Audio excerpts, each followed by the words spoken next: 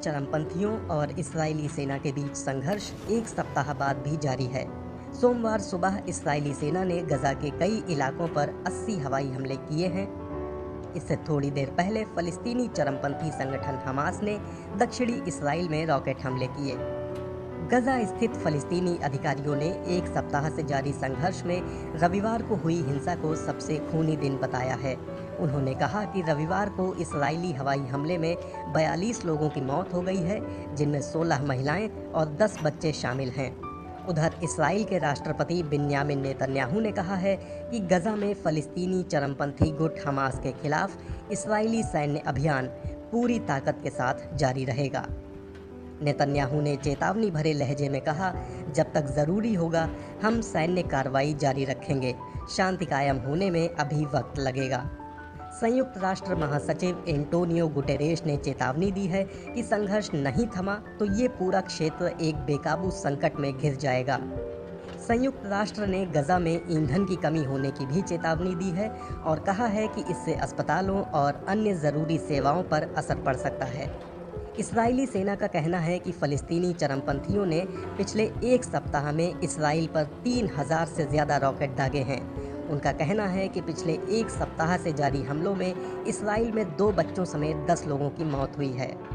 इस्राएल और फलस्तीनियों के बीच संघर्ष में गजा में अब तक कुल 197 लोगों की मौत हो चुकी है, जिनमें 58 बच्चे और 34 महिलाएं शामिल हैं। हमले में कुल 1235 लोग घायल भी हुए हैं।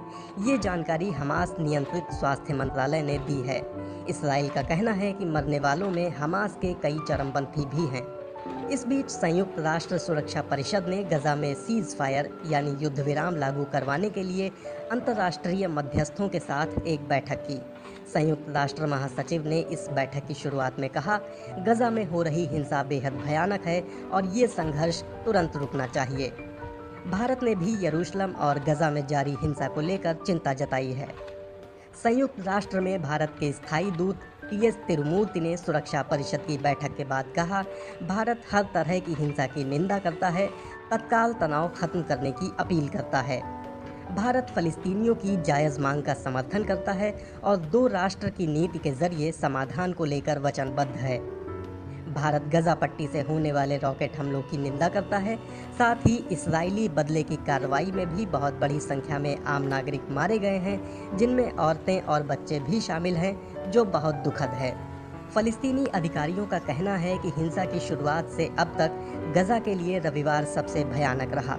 रविवार को आधी रात के तुरंत बाद गजा की एक व्यस्त गली में इस्राएली हवाई हमला हुआ, जिसमें कम से कम 3 इमारतें नष्ट हो गईं और दर्जनों लोगों की जान गई। इधर हमास ने भी रविवार दोपहर और रात में दक्षिणी इस्राएल की तरफ धड़ाधड़ रॉकेट दागे। इन हमलों के बाद चेतावनी वाले सायरन बजने लगे और लाखों इस्राएलियों ने सुरक्षित ठिकानों में शरण ली।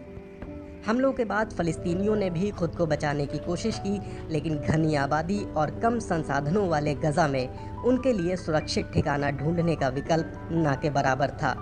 रियाद एशकुंताना ने समाचार एजेंसी रॉयटर्स को बताया कि उन्होंने अपनी बेटियों को एक अलग कमरे में सुलाया था। इस धमाके में उनकी 4 बेटियों में से सिर्फ एक ही बच पाई। बाकी की 3 बेटियों और उनकी पत्नी की हमले में मौत हो गई। उन्होंने बताया, जैसे ही धमाका हुआ मैं दौड़कर अपनी बेटियों को देखने गया। मेरी पत्नी भी बेटियों को गले लगाकर कमरे से बाहर निकलने के लिए दौड़ी, लेकिन तभी दूसरा हवाई हमला हुआ। तब तक हमारे कमरे की छत नष्ट हो चुकी थी और मैं मलबे में खड़ा था। बाद में इस्राएली सेना ने कहा कि उसने उस इलाके में एक चरमपंथी सुरंग पर हमला किया था। सेना ने कहा, हमले में सुरंग तो नष्ट हो गई, लेकिन इसके ऊपर बने घर भी नष्ट हो गए और इसकी वजह से नागरिकों की जान गई, जिन्हें नुकसान पहुंचाने का इरादा नहीं था। इस्राएली सेना का कहना है कि वो हमास के नेताओं और उन ठिकानों को निशाना बना रही है जो हमास से जुड़े हैं। सेना ने कहा कि उसने हमास नेता याहिया सिनवर और उनके भाई मोहम्मद सिनवर के घरों को भी नष्ट कर दिया है।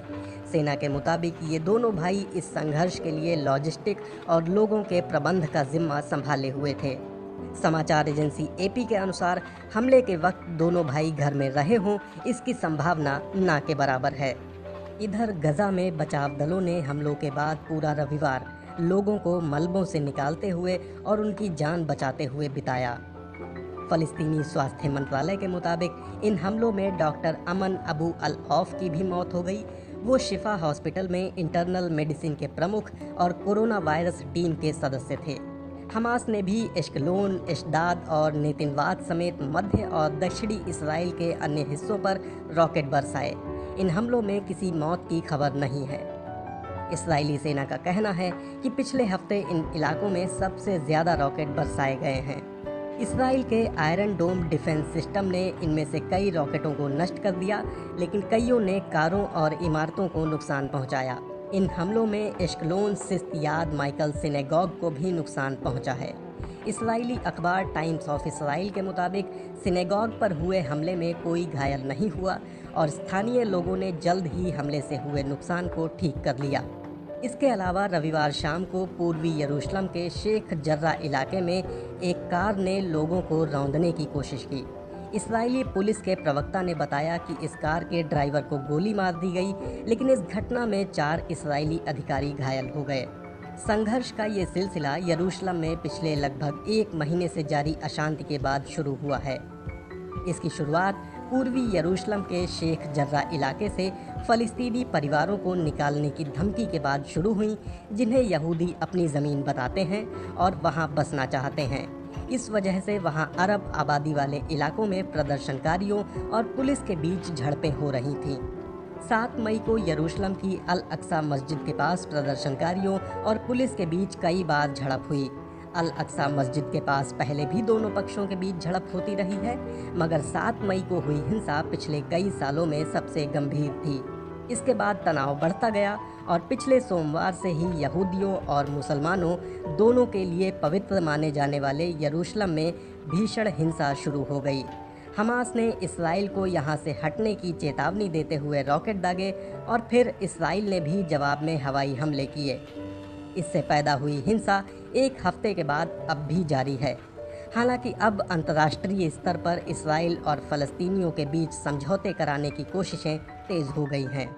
1967 के मध्य पूर्व युद्ध के बाद इसराइल ने पूर्वी यरूशलेम को नियंत्रण में ले लिया था और वो पूरे शहर को अपनी राजधानी मानता है। हालांकि अंतर्राष्ट्रीय समुदाय इसका समर्थन नहीं करता।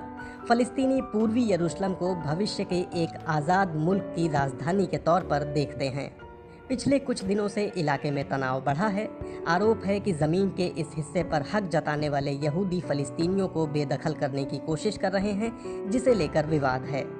अक्टूबर 2016 में संयुक्त राष्ट्र की एक सांस्कृतिक शाखा यूनेस्को की कार्यकारी बोर्ड ने एक विवादित प्रस्ताव को पारित करते हुए कहा था कि यरूशलेम में मौजूद ऐतिहासिक अल अक्सा मस्जिद पर यहूदियों का कोई दावा नहीं है। यूनेस्को की कार्यकारी समिति ने यह प्रस्ताव पास किया था। इस प्रस्ताव में कहा गया था कि अल अक्सा मस्जिद पर मुसलमानों का अधिकार है और यहूदियों से उसका कोई ऐतिहासिक संबंध नहीं है, जबकि यहूदी उसे टेम्पल माउंट कहते रहे हैं और यहूदियों के लिए ये एक महत्वपूर्ण धार्मिक स्थल माना जाता रहा है।